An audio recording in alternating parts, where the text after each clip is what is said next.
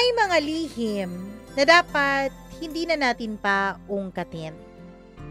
Pero may mga lihim din na dapat malaman ng karamihan kung ayaw nila na manatiling bulag at manatiling walang alam. Paano kung sa loob ng inyong tahanan ay may isang lihim na ikaw ang nagtatago? May isang lihim na dalawa lang kayong nakakaalam. Handa ka bang harapin ng mga consequence kung sakali mang mabulgar ang lihim na yon? Lalo pa kung ang lihim na yon ay immoral. Lalo pa kung ang lihim na yon ay hindi naman nararapat na ma-expose sa madla. Isang nakakatindig balahibong kwento, yun ba dapat ang description ko sa kwentong ito? Ang isi-share ko sa inyo ngayong araw na pinadala ng isang babaeng nagpapatago sa pangalang Sabel. Huwag na nating patagalin pa, eto na ang kaniyang kwento. Dito lamang sa inyong paboritong programa, ang Dear Mama Mia.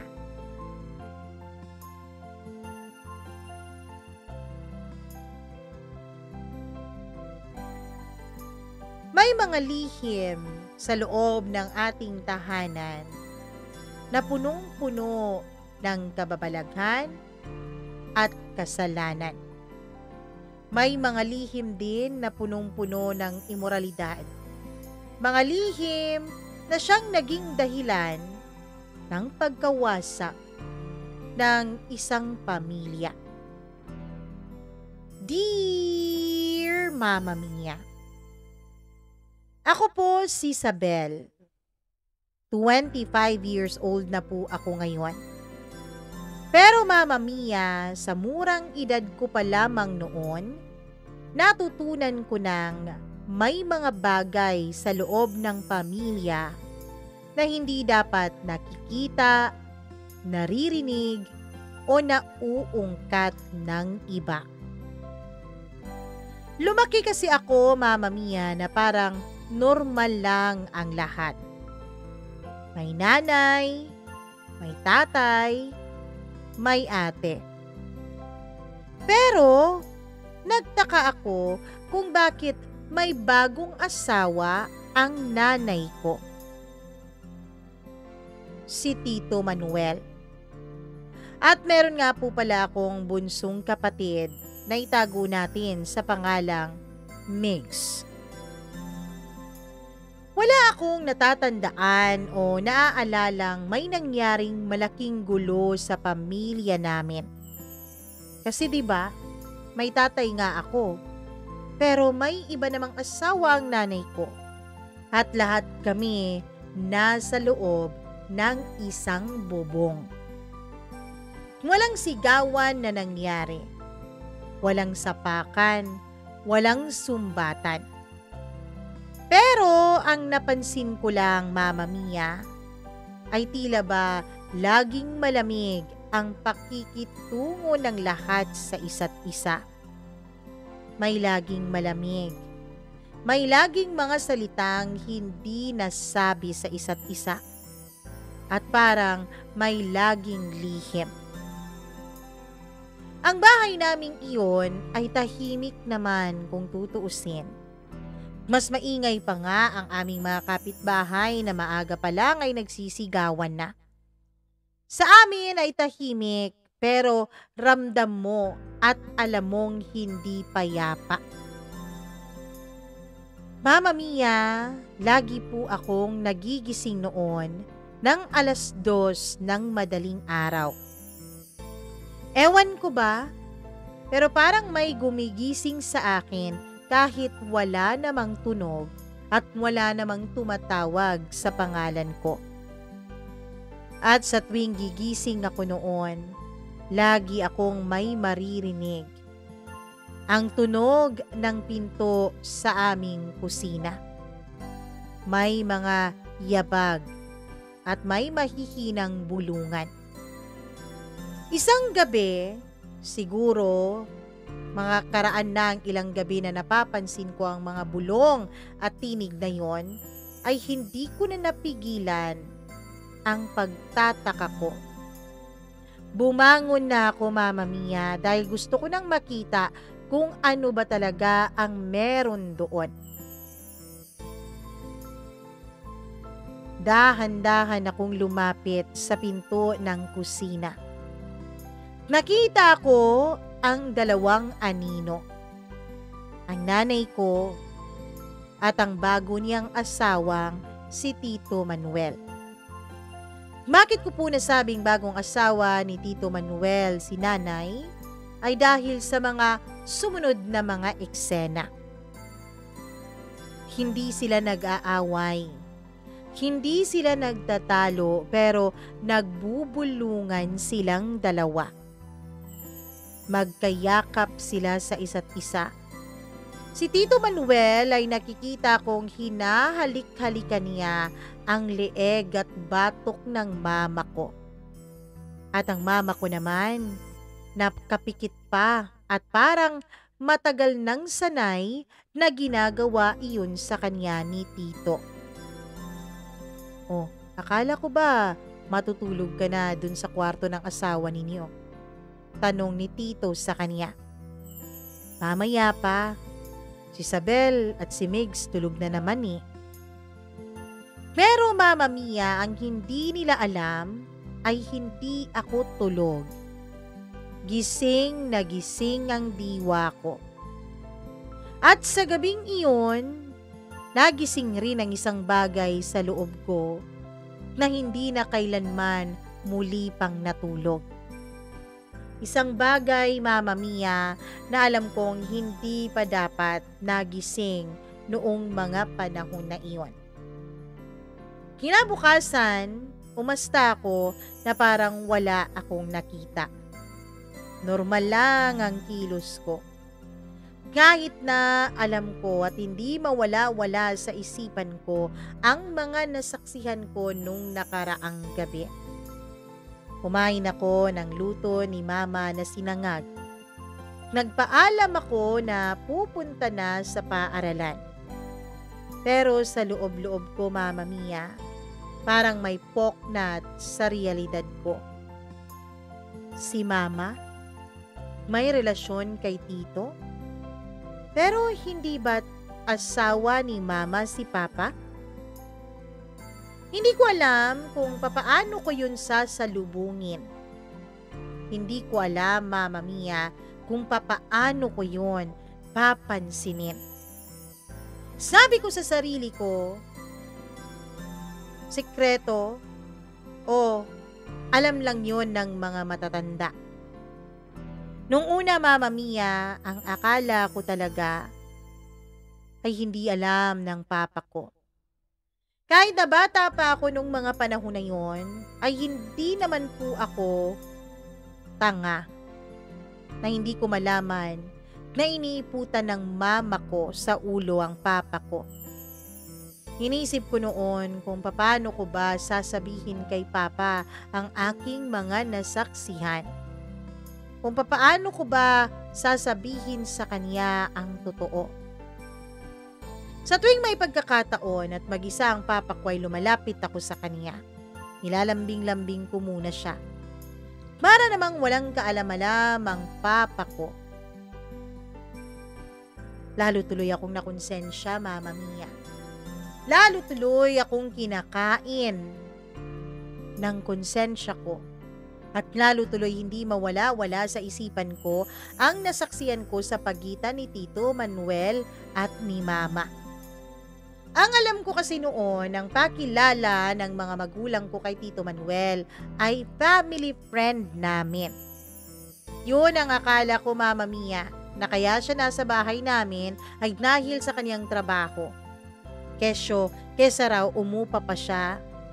Kesa raw pumunta pa siya sa kung saan, dito na lang daw sa bahay namin, makakatulong pa siya sa mga gastusin. Kaya akala ko talaga kaibigan lang eh. Lumipas ang mga buwan. 16 years old na ako, Mama Mia, nung nagkaroon talaga ako ng tapang para sabihin sa aking ina ang tungkol sa aking nakita. Pero nung tanungin ko pa lang siya kung bakit masyado silang malapit ni Tito Manuel sa isa't isa, ay binaranan niya ako. Huwag mo ang pakialaman ang mga relasyon ko at pagkikipagkaibigan ko sa ibang tao, Sabel. Ang pagtuunan mo ng pansin yung pag-aaral mo. Hindi mo na nga yan inaayos eh. Pinagalitan pa ako. Kaya naman inisip ko, mamayang gabi. Alam ko kasi panggabi ang trabaho ng mama ko. Panggabi rin ang trabaho ni Tito Manuel dahil magkasama sila sa trabaho. Kaya alam ko na magkakaroon ako ng pagkakataon na kausapin ang papa ko. Mag-aalas 10 na ng gabi, hindi pa dumarating si papa. Antok na ako pero nilabanan ko talaga, Mama Mia, dahil baka kapag pinagpabukas ko pa ay mawala na naman itong tapang na nararamdaman ko sa loob-loob ko. Mag-aalas 12 na ng madaling araw nung may tumigil na sasakyan sa harap ng aming bahay. Lumabas ako. Paglabas ko, Mama Mia, nakita ko ang papa ko. Bumaba sa kotseng iyon kasama ang pinakilala niya rin sa amin dati na kaibigan niya. Sasalubungin ko na sana si papa. Kaya lang nakita ko, Mama Mia, na yung kaibigan niyang lalaki ay lumapit sa kanya, yumakap at humalik sa kaniyang mga labi. Kung nagulat ako sa nasaksiyan ko kay Tito Manuel noon at kay Mama, ay mas dobleng di hamak na gulat ang naramdaman ko sa nakita ko sa papa ko. Nakikipaghalikan siya sa kapwa niya lalaki. Bakla ang papa ko. Mama Mia, nung papasok na si papa ay nakita niya ako. Hindi kasi ako makagalaw sa kinatatayuan ko sa sobrang gulat at sa sobrang shock. Sabel? Anong ginagawa mo dito? Papa, sino yun? Natatandaan kong tanong sa kanya. Kaibigan ko lang yun. Wala yun. Kaibigan, Papa, pero nakikipaghalikan ka sa kanya? Mama Mia, nakita kong tila nahiya ang papa ko sa aking kinumpronta. Kaya ba, Papa, wala kang pakialam? Kahit nakita mo kung gaano nakalapit si Mama at si Tito Manuel? Kaya ba wala kang pakialam? Na halos silang dalawa na ang nag-uusap? Na halos sweet sila sa isa't isa, kayo naman ni Mama ang tunay na mag-asawa? Sabel, wala kang alam tungkol sa nararamdaman namin ng mama mo. Wala kang alam tungkol sa usapan naming dalawa. Usapan. Sumay usapan kayo ni Mama. Alam mo ang tungkol sa relasyon nilang dalawa ni Tito Manuel. Alam mo na nagniniig sila tuwing gabi. Pero ayos lang sa'yo yun, dahil meron ka rin palang kaulayaw. Dahil sa nasabi ko ay nagulat ang papa ko at nagalit kaya nasampal niya ako, Mama Mia. Napaiyak ako. Nakakadiri kayo, Papa. Nakakadiri ang pamilyang to. Sigaw ko sabay pasok sa loob ng kwarto ko. Narinig ko pang nagising ang bunso kong kapatid na si Migs. Mama Mia, nitong mga panahon na ito ay wala na po sa bahay ang ate ko. Nasa poder po siya ng tita ko na kapatid ng papa ko. Eto kasi yung nagpapaaral sa kanya sa kolehiyo. Nung makapasok na ako sa kwarto ko ay hindi na ako makatulog ng maayos. Iniisip ko, ano ba talaga ang nangyayari sa aming pamilya? Bakit parang dysfunctional masyado ang pamilya namin? Hindi ko alam kung ako lang ba ang nakakapansin o pati ang bunso kong kapatid na si Migs. Kinabukasan ay umakto ako na parang walang nalaman. Umakto ako na parang walang kaalam-alam sa mga bagay-bagay. Hanggang sa makalipas ang halos 2 linggo, ay tuluyan ng hindi umuwi ng bahay ang papa ko. Nung tanungin ko ang mama ko, ang sabi niya ay may iba na raw kinakasama si papa. Hindi niya sinabi sa amin ng kapatid ko ang tungkol sa pagkakaroon ng lalaki ni papa. Ang akala ng kapatid ko ay pinagpalit kami ng papa ko sa ibang babae. At hindi niya alam na sana ibang babae na lang talaga ang pinili ni papa. Hindi yung kapwa pa niya talaga lalaki. Alam ko na kung mapapahiyaman ako ay doble ang pagkapahiya na mararamdaman ni Migs dahil lalaki siya. Mama mia, simula noon ay parang naging normal na lang sa akin ang tungkol sa relasyon ng mama ko at ni Tito Manuel. Kinausap pa kami ng mama ko, sinabi pa niya na si Tito Manuel na raw ang bago niyang asawa. Ang kapatid ko namang si Migs ay medyo nagalit. Samantalang ako ay wala na po akong naging reaksyon. Hindi ko alam noon kung kanino ba talaga ako magagalit, sa papa ko o sa mama ko.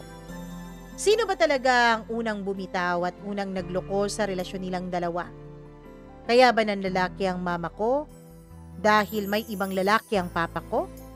O kaya ba nanlalalaki si papa dahil tinatapakan ni mama ang pagkalalaki niya sa pamamagitan ng pagkaroon niya ng kabit? Hindi ko na alam. Hindi ko na naiintindihan ang pamilya namin. Hanggang sa isang gabi, kauuwi ko pa lang noon galing sa eskwela dahil meron po kaming practice sa graduation namin sa high school. Pagpasok ko, Mama Mia, tumambad sa aking harapan ang hubad na katawan ng Tito Manuel ko. Gabing-gabi na noon. Nakahiga siya sa sofa at walang kahit na anumang saplot. Nakita ko ang kabuuan ng kaniyang kahubdan. Ang akala ko ay nagtrabaho siya dahil ang pagkakaalam ko ay pareho silang night shift noon ng mama ko. Kaya nagulat ako, Mama Mia, sa nakita ko. Napasigaw pa ako kaya nagising siya. Nung nakita niya ako, ay agad akong tumakbo papunta sa kwarto ko at saka sinara yon. Hindi ako makahinga ng husto. Hindi naman po sa inosente ako sa bagay na yon, Mama Mia. Dahil meron naman na akong karanasan. Ano pa bang inaasahan mo? Dysfunctional na pamilya ang meron ako. Kaya naman, hinanap ko ang pagtanggap at pagmamahal mula sa labas. Sa iba't ibang boyfriend, sa iba't ibang mga kabarkada na kung minsan kapag nagkakainuman ay may nangyayari ring hindi maganda. At simula sa gabing yon, hindi ko na alam kung papaano ko pa sasalubungin ang mga tingin ni Tito Manuel sa akin. Yes po, Mama Mia. Alam kong alam niya na nakita ko siya. Hindi ko na muling tinitigan pa si Tito, lalo na ilang beses ko na siyang nahuli na nakatitig sa akin. Isang araw, Mama Mia, habang nakatapis lang ako ng tuwalya sa hagdan dahil kagagaling ko lang maligo, ay nakasalubong ko si Tito Manuel. Ang ganda mo talaga, Sabel, bigla niyang sabi sa akin. Umarko ang kilay ko. Inirapan ko siya at tumalikod ako kaagad sa kanya. Pero simula noon, Mama Mia, may kakaibang nabuhay na paninindig ng balahibo sa kalooban ko tuwing magtatama ang mga tingin naming dalawa. Hindi ko alam, hindi naman ako inosente sa bagay na yon, pero never kong naramdaman ang ganoong pananayo ng balahibo sa iba ko pong mga naging boyfriend o mga nakasama sa ibabaw ng kama. Tanging si Tito Manuel lang ang nagparamdam sa akin ng kakaibang kilabot na yon. Ang hindi ko alam, dahil pala sa nakita at nasaksihan ko, eto palang pala ang magbubukas sa akin sa isang kakaibang mundo. Kung masalimuot na ang pamilyang kinagisnan ko, ay mas may ikagugulo pa pala ito. Mas magiging masalimuot pa pala ito dahil unti-unti na nagsimula akong maging kasangkot sa kakaibang lihim ng aming bahay. Hindi ko na lang sila pinapanood. Hindi na lang ako tagapanood sa mga sikretong nakikita ko sa tahanan namin, kundi naging parte na rin ako ng sikretong iyon. Isang gabi, Mama Mia, parehong walang trabaho noon si Tito Manuel at si Mama dahil magkasabay naman sila ng day off. Lasing si Tito Manuel. Wala si Mama dahil nagpaalam ito kanina. Pupuntahan niya raw ang lamay ng isa sa mga pinakamatalik niyang kaibigan. Ako lang ang nasa bahay. Si Migs kasi, yung bunso kong kapatid, ay pumunta sa bahay ng lolo't lola ko. Doon natulog dahil doon niya dinala ang mga kabarkada niya kasi birthday rin kanina ng lolo ko at may konting handaan doon. Kaya nga nalasing itong si Tito Manuel dahil nanggaling ito dun sa handaan. Mama Mia, nung dumating si Tito Manuel, ay ako lang ang mag-isa at nakaupo ako sa sofa. Bigla siyang tumabi sa akin. May hawak-hawak pa siya na bote ng alak na tila tinake home pa talaga niya mula sa bahay ng lolo't lola ko. Alam mo, ikaw talaga, habang tumatagal ka sa Bel, nagiging kamukha mo na ang mama mo nung kabataan niya. Hindi ako kumibo. Sabel, pwede ba akong magtanong? Tiningnan ko lang siya pero hindi ako sumagot. May boyfriend ka ba? Wala, sabi ko. Totoo yun, Mama Mia. Sa mga pagkakataon na yun ay wala akong boyfriend dahil kakahiwalay ko lamang sa ex ko. Sayang. Kung ako siguro ang kaedad mo, matagal na kitang niligawan. Talaga? Baka sagutin pa kita. Pabiru kong sagot, pero alam kong mali ang sagot na yun, Mama Mia. At mali in the first place ang naging usapan namin na yun. Hindi ko alam kung bakit hindi po ako naiilang sa tuwing kaming dalawa lang ni Tito Manuel. Tumawa siya sa sagot ko, pero hindi lang basta-bastang tawa yon. Tawang may halong panlalandi at tawang may kakaibang binabalak. At sa gabing iyon, sa ilalim ng liwanag ng telebisyon, sa katahimikan ng bahay dahil kaming dalawa lang ang naroon, ay hinaplos niya ang pisngi ko. Dahan-dahan, walang pagmamadali. Mainit ang palad niyang dumampi sa balat ko pero hindi po ako umayaw. Hindi ko siya tinulak palayo. Bagkus, Mama Mia, ay nananabik pa ako sa kung ano ang susunod niyang gagawin. Pagkatapos niyang haplusin ang pisngi ko, ay inilapit niya sa akin ang mukha niya. Hinalikan niya ako. Kahit amoy alak pa siya, ay hindi ko siya tinulak. Ngunit, hindi ko rin siya hinalikan pabalik. Tinatansya ko lang noon ang nararamdaman ko, Mama Mia. Hindi ko rin pinigilan si Tito Manuel sa kanyang ginawa sa akin. Oo, Mama Mia. Oo. Nang gabing iyon, kahit alam kong ako ang dapat may kontrol sa sitwasyon, kasi hindi ako lasing, hindi ako nakainom, ay hindi ko kinontrol ang sitwasyon. At oo, tuluyan akong bumigay kay Tito Manuel sa gabing iyon. Nang sumunod na araw, si Mama na ang kasama niyang natutulog sa ibabaw ng kama. Ako ay isa na lamang tagapagmasid, isa na lamang testigo. Pero habang pinagmamasdan ko silang parang walang nangyayari, ako, Mama Mia, ay unti-unting nabubulok sa loob. Dahil lagi ko pong iniisip ang nangyari sa amin ni Tito Manuel. Kahit na kinabukasan matapos na may mangyari sa amin ay umakto siya na parang wala, na para bang dala lang yun ang kalasingan niya. Ako naman ay hindi magawang kalimutan ng mga nangyari. At hindi pa doon nagtatapos ang lahat. Isang gabi, nasa trabaho si Mama. Hindi ko alam kung bakit wala sa trabaho noon si Tito Manuel.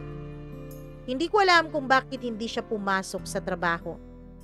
Ako noon ay kakaligo ko lamang at nakatapis pa ako ng tuwalya. Nasa loob ako ng kwarto ko. Magbibihis na sana ako nung marinig ko na may kumatok sa pintuan ng aking kwarto. Pwede ba akong pumasok? Narinig ko ang boses ni Tito Manuel mula sa labas. Hindi pa ako nakaayos, sagot ko. Sandali lang naman. Hindi na ako nakasagot at bigla na siyang pumasok sa kwarto ko. Hindi ko pa kasi nailock yung pintuan. Tinitigan niya ako. Tumitig din ako sa kanya, lumaban sa maiinit niyang titig. At walang sali-salita, bigla kaming naghalikan dalawa. Hindi ko alam kung ano ang pumasok sa utak ko noon, Mama Mia. Alam ko na ang lalaking ito ay nakakaniig ng mama ko sa ibabaw ng kama. Pero bakit parang sabik na sabik ako sa mga haplos at halik niya? Bakit parang sabik na sabik ako sa bawat halik niya? O baka naman dahil ang katotohanan, iniisip ko na baka makakaganti rin ako sa mama ko. Na tulad niya, may lihim na rin akong itinatago. Pero simula noon, Mama Mia, simula nung pangalawang gabi na may nangyari sa aming dalawa ni Tito Manuel, ay naging amin na siya. Sa gabi, asawa siya ni Mama. Pero sa madaling araw, kapag umaalis na si Mama patungong trabaho, ay nagiging akin na siya. Opo, nagpalipat po kasi si Tito Manuel ng schedule sa trabaho. Hindi niya sinabi ang tunay na dahilan kay Mama. Ang sabi niya lang ay sumasakit na ang ulo niya kapag ginagabi siya o kapag inuumaga siya ng trabaho.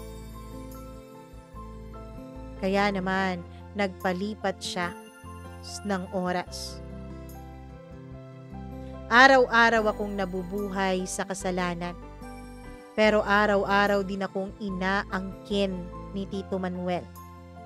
At sa bawat pag-angkin niya sa katawan ko, Mama Mia, pakiramdam ko ay lalo akong nahuhulog. Pakiramdam ko ay lalo akong nalulunod. Sa bawat pag-angkin ni Tito Manuel sa katawan ko, ay mas lalo akong nalulubog sa lihim naming sitwasyon. Isang gabi, umuulan. Wala si Mama dahil pumunta sa bahay ng lolo't lola ko. May sakit kasi ang lola ko nung mga panahon na yon. At ang lolo ko ay medyo mahina na, kaya hindi na niya kayang alagaan pa si lola. Nangangailangan siya ng tulong. Ako sana yun, pero humindi ako dahil meron po akong importanteng gagawin. And yes, Mama Mia, nagkunwari ako na meron akong gagawin sa eskwela, pero ang totoo, may gagawin lang kaming dalawa ni Tito Manuel. Nananabik kasi ako sa bawat pagkakataon na masusolo ko siya. Dumating nga si Tito Manuel nung gabing yon. Basang-basa ang kanyang balikat. Galing siya sa trabaho. Ako naman ay bagong paligo. Nakasuot lang ako ng kanyang t-shirt. Yes, sinadya ko talaga na damit niya ang isuot ko. Alam ko kasing wala kaming ibang kasama sa bahay at kaming dalawa lamang. Habang kumakain ako ng cup noodles sa kusina ay lumapit siya. Namiss kita. Bagay na bagay sa'yo ang t-shirt ko. Bulong niya. Hindi ako tumingin, pinagpatuloy ko lang ang aking pagkain. Nilapitan niya ako. Hinaplos niya ang bewang ko. At bago ko pa man maitaas ang kutsara ay hinalikan na niya ako sa batok ko. Gaya ng ginagawa niya noon kay mama nung una ko silang mahuling dalawa sa kusina. Hinaharap niya ako. Pagkatapos noon ay hinalikan niya ako. Tumayo ako at kinuha ko na ang mga kubyertos na pinagkainan ko. Nagugas ako ng mga pinagkainan ko. Samantalang siya ay sumunod sa akin. Marahas niya akong iniharap sa kanya at idinikit sa may lababo. Sabel, bulong niya habang pinagapang na sa kung saan-saan ang kaniyang mga kamay. Hindi ako sumagot, pero hinayaan ko siya. Kinain kami ng ulan sa bubong. Kinain kaming dalawa ng isang matinding kasalanan. Matinding init ang aming naramdaman kahit napakalamig ng paligid.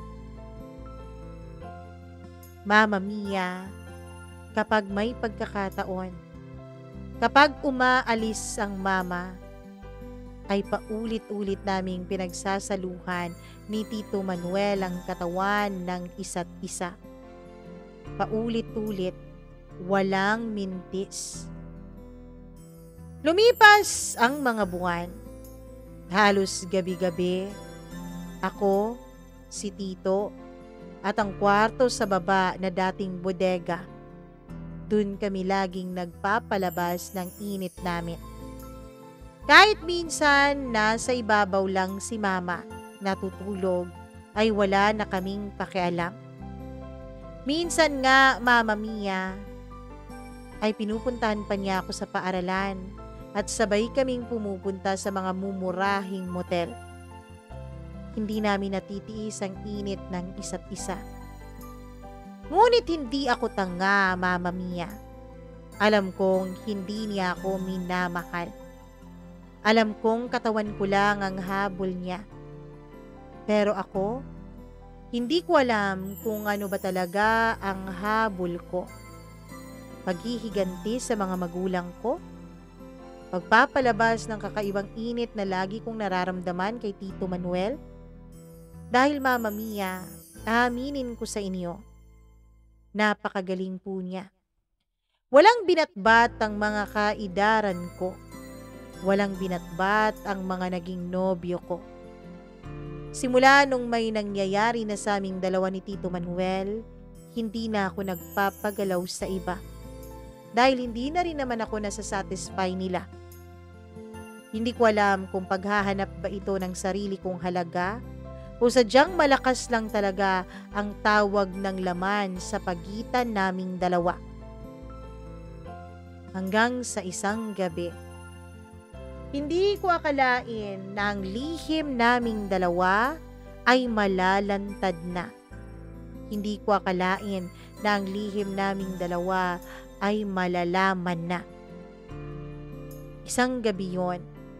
Ang akala ko, Mama Mia, tulad ng kaniyang sinabi, ay mag-overtime si Mama sa trabaho. Birthday yun ni Tito Manuel. Inisip namin na sa linggo na lang isa-celebrate yun para kumpleto kami at maliligo na lang kami ng dagat. Kaya walang naging selebrasyon sa araw na yon. Pero bilang regalo ko kay Tito Manuel, bumili ako ng sexing nighties. Tapos may pasurpresa pa talaga ako sa kanya sa ibabaw ng kama. Ang hindi ko alam, hindi lang pala ako ang may pasurpresa kay Tito Manuel para sa kaarawan niya. Oo, Mama Mia. Ang sorpresa ko kay Tito Manuel ay nasa loob ako noon ng kwarto nilang dalawa ni Mama. Nakasuot ako ng sexing damit at pinatugtog ko pa ang sexing tugtugin habang sumasayaw sa saliw ng musikang iyon. Nag-init agad si Tito Manuel. Sabi pa niya, Mama Mia, yun daw ang pinakamagandang regalong natanggap niya sa birthday niya. Ang hindi ko alam ay hindi pala totoong nag-overtime si Mama. Nasa labas na pala siya ng bahay habang magkaulayaw kaming dalawa ni Tito Manuel sa mismong kwarto nila. Umuwi siya ng maaga para sana sorpresahin si Tito. May bitbit pa siyang cake at mga pagkain. At nasurpresa nga niya, hindi lang si Tito kundi maging ako. Pati siya nasurpresa din sa kanyang nadatnan na ayos naming dalawa ni Tito. Pagkabukas niya ng pintuan ng kwarto, ay nakita niya kaming dalawa ni Tito. Magkahubad ang mga katawan, magkapatong at pawis na pawis. Umuungol pa ako nung bumukas bigla ang kwartong iyon. Sumigaw si Mama. Umiyak siya at halos patayin na niya kami sa galit niya.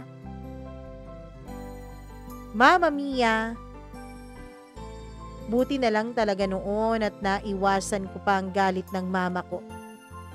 Pero ang mas masakit, hindi siya umalis. Hindi siya lumayo.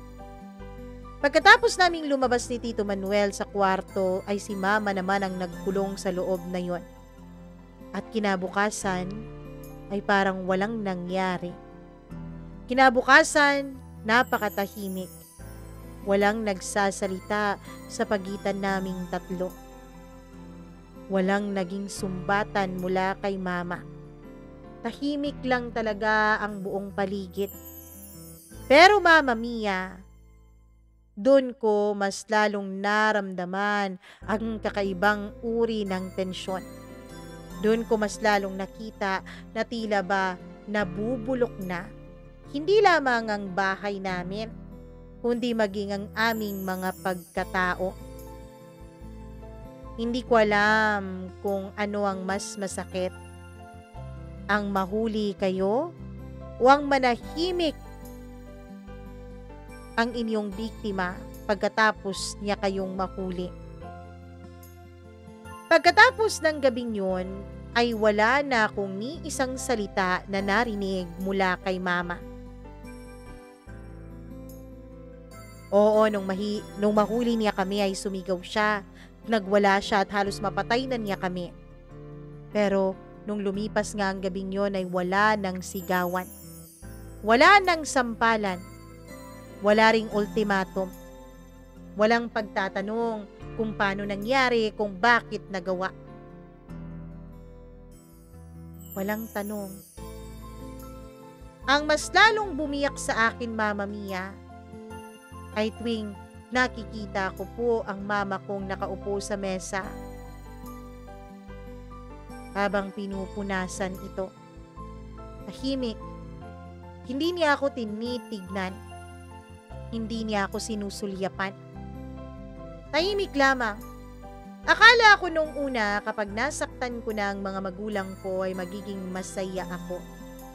Akala ko nung una kapag nasaktan ko si Mama ay makakaganti na ako sa pagsira nilang dalawa ni Papa sa pamilyang kinagisnan ko. Pero hindi pala ako matutuwa. Hindi pala ako magiging masaya, Mama Mia. Akala ko lang pala ang lahat ng iyon. Sa bawat pagkakataon, mula nung gabing nahuli niya kami, kapag nakikita ko si Mama ay laging pula na ang kaniyang mga mata. Alam kong hindi dahil yun sa pinagbabawal na gamot o kahit anong bisyo. Alam kong dahil yun sa kaniyang labis na pag-iyak. Kitang-kita ko kasi ang pamamaga ng kaniyang mata, ang panunuyo ng kaniyang pisngi. Tinitignan ko siya, hoping na baka sulyapan niya ako. Dahil kapag nangyari yun, ay kakausapin ko siya. Mama Mia, ilang beses ko na rin kasing sinubukang kausapin ng mama. Ilang beses ko na rin kasing sinubukan siyang suyuin, pero hindi niya talaga ako pinapansin. Walang bakit mo nagawa sa akin to, anak. Walang bakit ka nagpakababa ng husto, ang bata-bata mo pa. Walang bakit mo trinaydor ang sarili mong ina. Mama Mia, mas masakit pala kapag ang galit ay hindi sumasabog. Mas masakit pala kapag ang taong trinaydor mo ay mananahimik na lamang. Mas malakas pala ang pananahimik sa kahit na anong salita at sampal na pwedeng dumako sa pisngi mo. Si Tito Manuel, Mama Mia, pagkatapos nung nangyari, maya't maya ay wala siya sa bahay. Tuwing naroroon siya, parang hindi siya humihinga. Hindi rin niya ako kinakausap. Parang siya mismo ay hindi rin makapaniwala na ginawa namin ang bagay na yon sa mama ko. Simula noon, ay naging matamlay na ang lahat sa bahay. Laging kulang ang kanin sa hapag. Laging may bakanting silya. Si Migs, yung bunso kong kapatid, parang siya lang po ang tanging nagbibigay ng normal na kulay sa bahay namin. Ate Isabel, pwede mo ba akong tulungan sa assignment ko? Oo naman, bunso. Sagot ko sa kanya na napangiti. Mama Mia, hindi niya alam ang mga nangyayari sa loob ng aming tahanan. Siguro gaya ko, pinoprotektahan din ng mama ang kapatid kong si Migs. Pero bawat pagkakataon, nakasama ko ang kapatid ko. Bawat pagkakataon ay para po akong nilalamon ng konsensya ko. Pakiramdam ko, Mama Mia, sinisira ko ang imahe niya ng isang magandang pamilya. Isang gabi, natutulog si Migs. At si Mama naman ay nakatalikod sa kama nila. Lumapit ako sa kanya. Dahan-dahan. Mula noon si Tito Manuel, ang alam ko ay may trabaho. Mula nung mahuli kami ni Mama ay hindi na rin kami nagkibuan pa ni Tito. Mama, bulong ko. Hindi siya gumalaw. Mama, patawad. Tahimik pa rin, pero alam kong gising siya, Mama Mia. Alam kong gising ang mama ko. Hindi kasi malalim ang paghinga niya. Mama, aalis na ako. Hindi ko alam kung kailan ako babalik. Pero ayoko na pong dagdagan ng sakit dito. Ayoko pong makita niyo sa araw-araw ang pagmumukha ko at maalala niyo lagi ang kasalanan ko. Doon siya bumaling sa akin. Tumulo ang mga luha sa kanyang mga mata. Pero wala siyang sinabi. Ni hindi niya ako hinawakan at ni hindi niya ako niyakap. Tama lang naman yun eh. Tama lang naman na hindi niya ako hawakan. Tama lang naman na hindi niya ako yakapin. Dahil paano mo nga ba hahawakan at yayakapin ang isang taong trumaydor sa'yo ng todo? Noong ibinaling na ni Mama ang tingin niya sa ibang dako sa loob ng kwarto, ay lumakad na ako. Bit-bit ko ang isang bag na puno ng iilan lang perasong damit. Diploma ko sa high school at ang huling litrato ng pamilya namin na tinagpi-tagpi ko pa mula sa mga lumang frames. At doon ay sumakay ako ng bus papuntang Maynila. Walang kasiguraduhan, walang kaplano-plano, pero alam kong kailangan kong lumayo. Sa Maynila ako dinala ng kasalanan ko, Mama Mia. Natulog ako sa sofa ng isang kaklasing si Arlene na may maliit na unit sa Sampaloc. Sa araw, nag-a-apply ako bilang clerk sa isang pawn shop.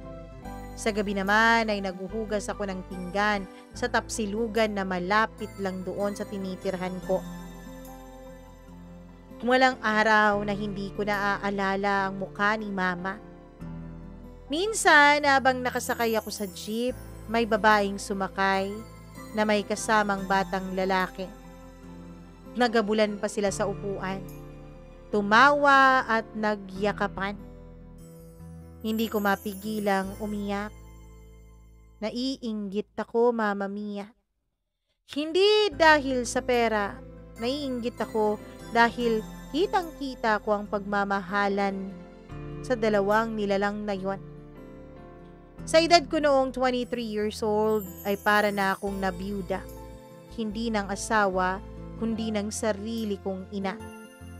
Para po akong naulila nang hindi ko malaman, Mama Mia. Nakalipas ang ilang buwan hanggang sa naging taon na nandun ako sa Maynila, ay natuto akong mamuhay ng mag-isa. Oo, lumipat na ako ng tinitirhan dahil yung kaibigan kong si Arlene ay nagkaroon na rin ng kanyang sariling pamilya. Ako naman, Mama Mia, ay nagkaroon na rin ng nobyo doon. Si Ben, isang janitor sa isang ospital. Mabait siya, tahimik, pero wala siyang kaalam-alam tungkol sa aking nakaraan. Itinago ko sa kanya ang tungkol sa mga madidilim na sikreto ng aming pamilya. Hindi ko kasi sigurado, Mama Mia, kung matatanggap ako ni Ben. At gusto ko din na kung sino man ang makaalam ng madidilim naming bako, ayun na ang taong makasama ko habang buhay. Pero Mama Mia, kahit gaano kabuti at kahit gaano kabait pa sa akin, si Ben, ay hindi ko siya magawang mahalin gaya ng pagmamahal ko kay Tito. Oo, kay Tito Manuel. Nakakahiya, hindi ba? Mahigit 1 taon na ang lumipas, pero ang balat ko, ramdam pa rin ang haplos ng lalaking hindi dapat humahaplos sa akin. Dahil kahit gaano ka magsisi, may mga kasalanang sinasadyang balikan ng ating isipan. Kahit alam mo na ang mga alaala ng kasalanang yon ay ang mga alaalang papatay sa'yo. Hanggang isang gabi, habang naka-duty ako sa tindahan, ay may dumaan na matandang babae. Nagulat ako dahil nanay pala ito ng isa kong dating kapitbahay. Isang dati naming kapitbahay sa probinsya. Sasabel? Ikaw pala yan? Nanigas ako nung nakita niya ako. Tumigil ang mundo ko, Mama Mia. Ang nais ko sana ay wala ng ibang makaalam o makakita sa akin mula sa aking nakaraan. Kumusta ka na? Kumusta na ang mama mo? Napatingin ako sa kanya. Po? Anong kumusta po ang mama ko? Ah, siguro hindi pa nakaabot sa iyo ang balita. Ano pong balita? Tanong ko. Alam mo, bali-balita dun sa atin na nagka-cancer raw ang mama mo. Pero tahimik lang. Ayaw atang ipaalam. Kaya lang, huli na nung nalaman ng mga kapitbahay natin. Ano po? Oo, nagka-cancer ang mama mo. Ang alam ko, grabe na siya nung umalis ako dun sa atin. Akala ko nakauwi ka eh.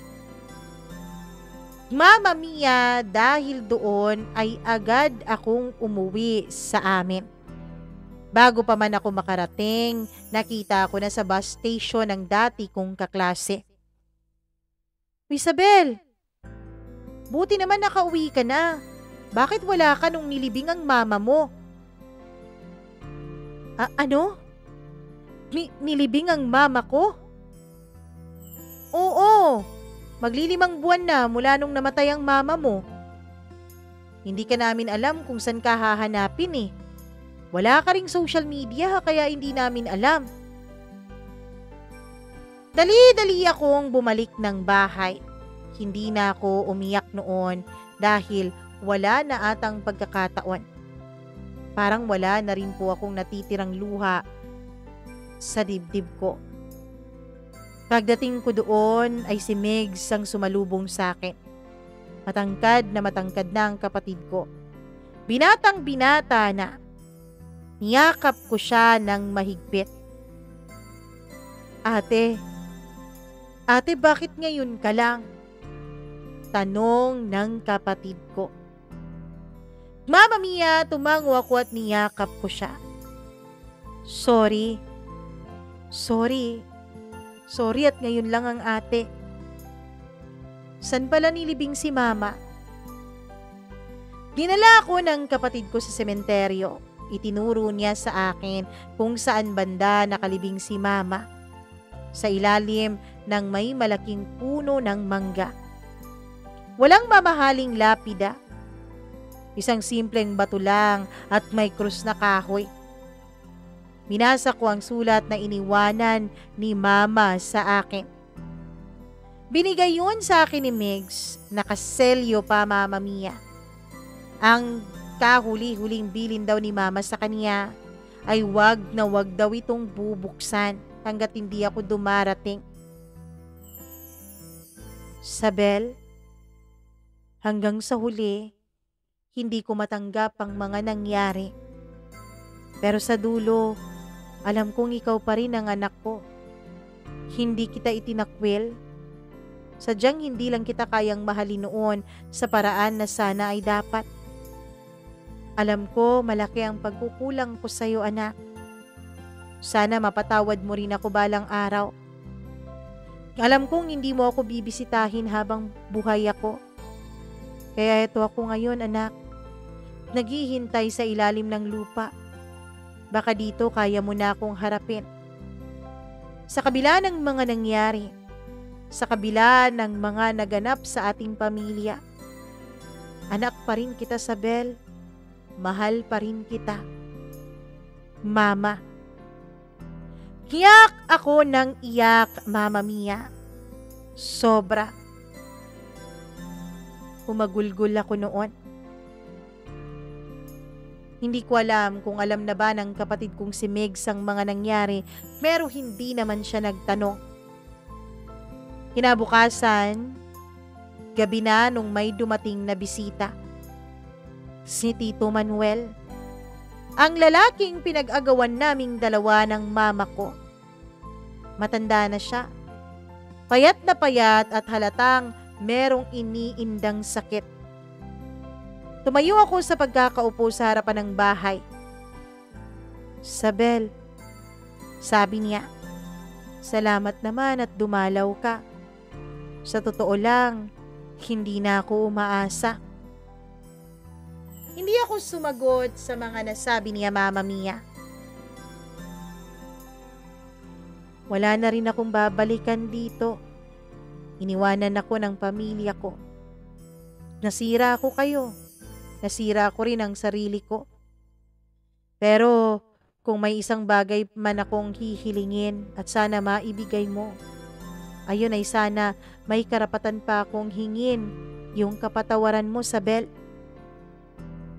Alam kong nasira ko ang pamilya ninyo. Nasira kita. Tumingin ako sa kaniya at sa unang pagkakataon ay niyakap ko siya ng walang halong init. Walang halong pananabik ng katawan. Niyakap ko siya hindi para muling ibalik ang nakaraan, kundi para tuldukan ito. Mama Mia, pinapasok ko si Tito Manuel. Nagkausap kaming dalawa. Mapapatawad lang kita ng tuluyan. kung sasagutin mo ang mga tanong na matagal nang bumabagabag sa aking isipan. Ano yon? Matagal ko na kayong nahuli ni Mama at dito pa si Papa noon sa bahay. Buo pa kami. Nakikitira ka lang dito noon nung nahuli ko kayong dalawa sa kusina. Pagkatapos noon, araw-araw ko na kayong nahuhuli. Hanggang sa nahuli ko rin ang panlalalaki ng Papa ko. Hindi ko maintindihan noon kung anong nangyayari sa pamilya na meron ako. Kaya sana sagutin mo ngayon ang mga tanong ko. Sino ba talaga ang unang nagloko? At ano ba talaga ang nangyari? Kung bakit ganito na lang katindi?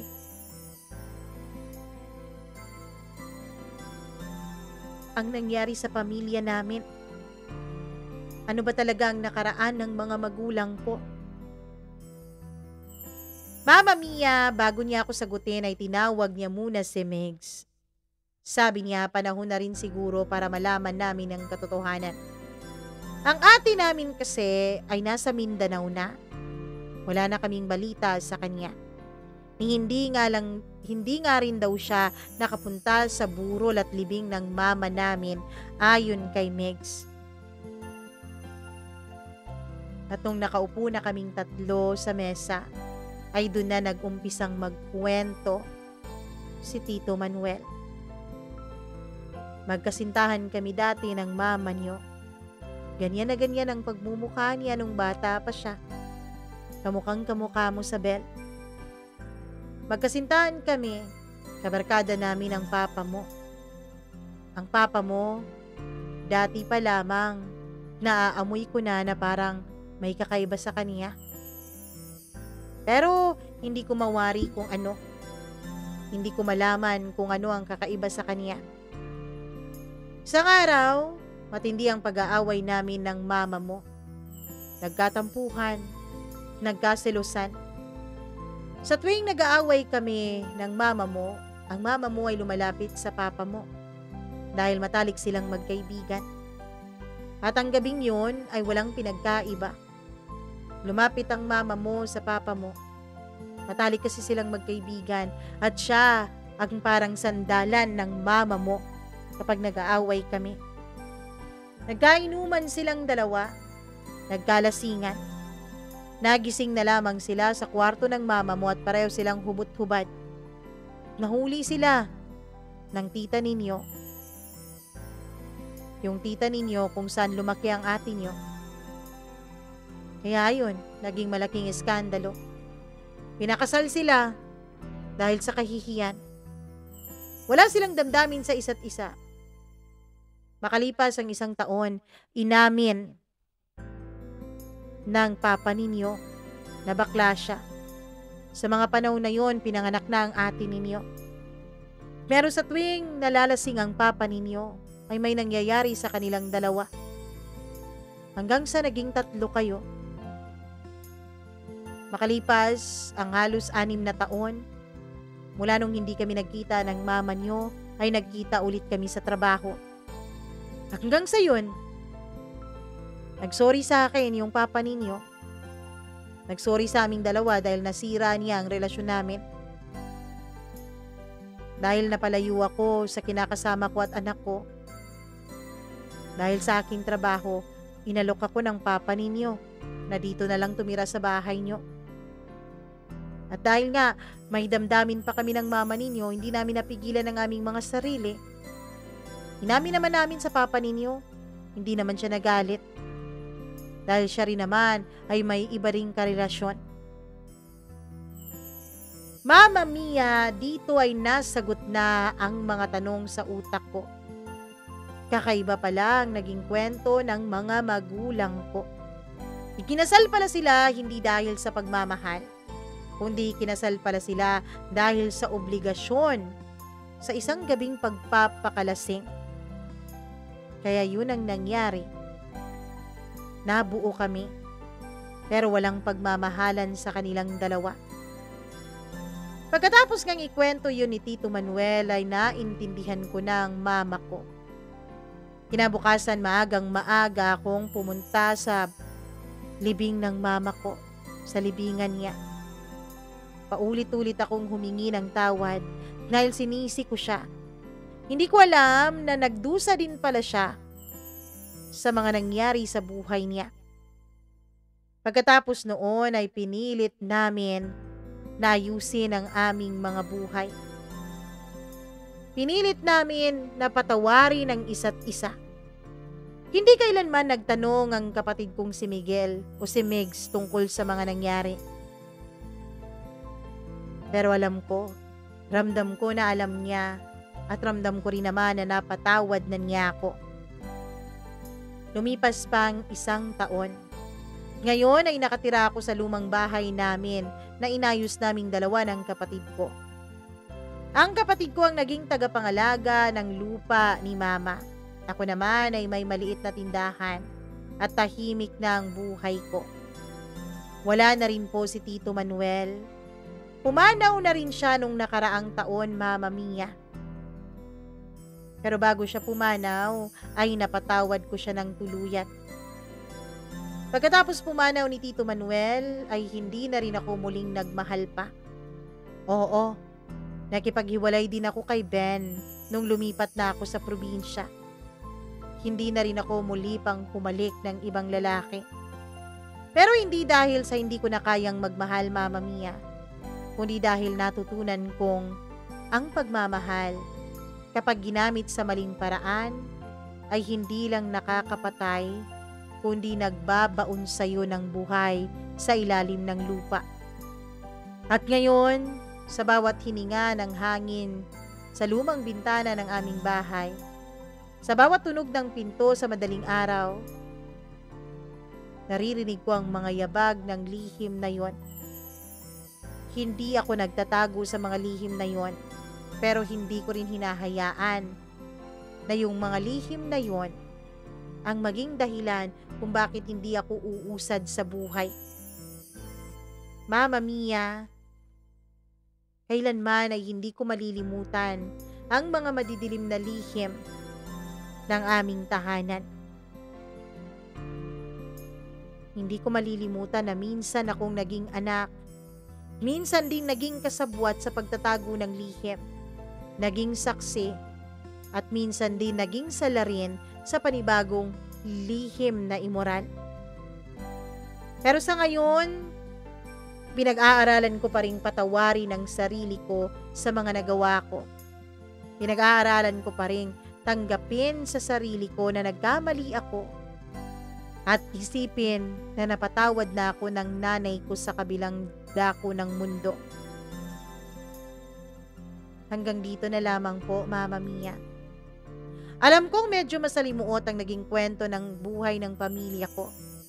Sa totoo lang, hindi ko nga alam kung dapat ko ba itong ibahagi sa iba. Pero naisip ko, Mama Mia, magiging dahilan ng kwentong ito para may matutunan ng iba ninyong tagapakinig. Kaya naman, isinulat ko ito at piniling ipadala sa inyo para maging leksyon, para maging inspirasyon na huwag gayahin ng ibang pamilya tao. Hanggang dito na lamang po. Gumagalang, Sabel.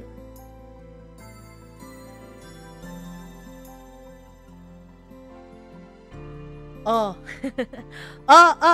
Grabe ang kwento. Ano, 'di ba? Napakamasalimuot. Pero alam nyo, isa lang ang natutunan ko sa kwentong ito. Dapat, kapag tayo ay mga magulang na, dapat wag tayong maglihim sa ating mga anak. Dapat sabihin natin ang totoo nang hindi sila nangangapa sa dilim. At dapat, ang isang tahanan, punuin natin ito ng disiplina, ng pagmamahal, at syempre, dapat sigurado sa atin, sa ating mga utak, sa ating mga pananaw, ang moral compass natin. Hindi yung paningin natin ay ito yung tama, pero iba naman ang ating ginagawa. Tandaan, ang mga bata hindi sumusunod sa iyong salita. kundi tinitignan niya ang iyong mga gawa at yun ang kanyang ginagaya. Children are not good listener, but they are good imitator.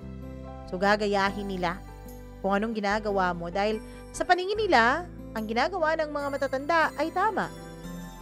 Kaya minsan nagiging compromise yung moralidad nila dahil sa kanilang environment, dahil sa kanilang nasaksihan habang lumalaki. Sana maging leksyon ito sa bawat isa sa atin. Maraming salamat sa Bel sa pagbabahagi mo ng iyong napaka-komplikado naman talagang kwento na hindi ko nga rin alam nung una kung dapat ko bang i-share sa inyo. Pero pinili ko pa rin i-share dahil alam niyo na, kailangan sayang naman yung kwento mo kung hindi natin ibahagi sa iba. Magiging leksyon pa to para sa iba, diba? Sa mga nanonood ngayon, sa mga nakikinig, nako, subscriber na ba ang all? Kung hindi pa subscriber ang all, nako, click the subscribe button. Tapos, i-click mo na rin yung notification bell para lagi kang naa-update sa tuwing meron tayong bagong upload na nilalabas dito sa channel natin. Na sa ngayon ay June, July, August. Magtatatlong buwan na straight.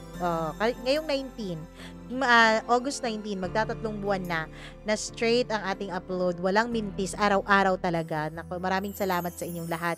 So please do subscribe dahil meron po tayong goal na umabot ng 100,000 subscribers by the end of this year. So sana po ay tulungan ninyong abutin ng Mama Mia ninyo ang goal na yan, ang milestone na yan.